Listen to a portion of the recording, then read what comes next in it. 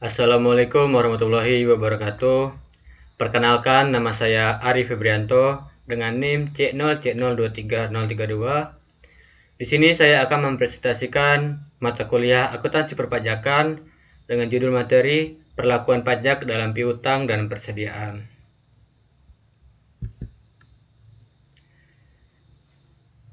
Konsep pajak PPN yang timbul dari piutang. Pajak pertambahan nilai atau PPN adalah pajak yang dikenakan atas konsumsi barang kena pajak atau BKP dan jasa kena pajak atau JKP di dalam daerah pabean. Dalam praktiknya, PPN dikenakan ketika terjadi penyerahan barang atau jasa, bukan saat pembayaran diterima.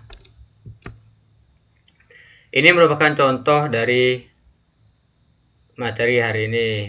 PTA menjual barang senilai 100 juta rupiah dengan PPN 11% kepada PTB secara kredit. Walaupun PTB baru akan membayar 2 bulan ke depan, PTA tetap harus memungut PPN sebesar 11 juta rupiah dan menyetorkannya pada masa pajak saat penyerahan barang. Hal ini menyebabkan perusahaan memiliki beban kas lebih awal, karena harus menyetor PPN meskipun uang belum diterima. Implikasi akuntansi, piutang usaha dicatat sebesar nilai bersih tagihan 100 juta rupiah. PPN keluaran dicatat sebagai kewajiban 11 juta rupiah. Pada saat pembayaran diterima, piutang berkurang tanpa memengaruhi PPN lagi. Selanjutnya, perlakuan pajak pada piutang tak tertagih. Dalam praktik bisnis, tidak semua piutang dapat tertagih.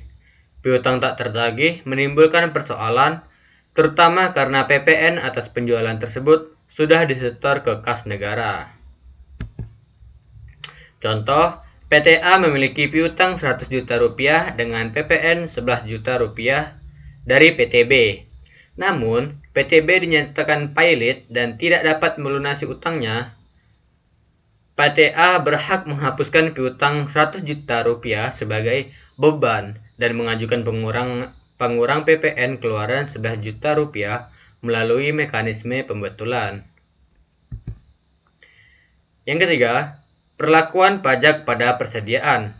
Persediaan merupakan salah satu komponen utama dalam aset lancar yang berhubungan langsung dengan kegiatan operasional perusahaan.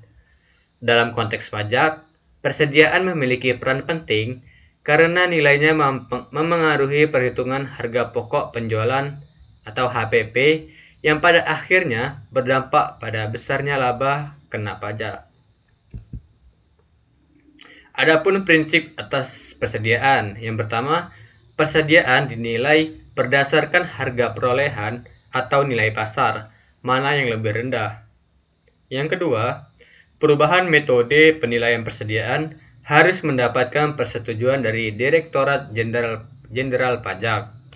Yang ketiga, selisih akibat penurunan nilai persediaan, misalnya karena rusak atau usang, tidak selalu boleh dibebankan sebagai biaya fiskal kecuali memenuhi syarat yang ditetapkan DCP. Contoh, PTA memiliki persediaan awal 200 juta rupiah, pembelian 500 juta rupiah, dan persediaan akhir 150 juta rupiah. Maka HPP adalah 550 juta rupiah. HPP ini akan mengurangi penghasilan bruto untuk menghitung laba kena pajak. Jika terdapat persediaan yang rusak atau usang senilai 20 juta rupiah, maka secara komersial dapat dicatat sebagai kerugian. Namun secara fiskal hanya diakui jika ada berita acara pemusnahan dan persetujuan DCP. Mungkin itu saja penjelasan materi pada kali ini. Apabila ada pertanyaan dari teman-teman, dipersilakan. Saya akhiri. Wabillahi taufiq wal hidayah. Wassalamualaikum warahmatullahi wabarakatuh.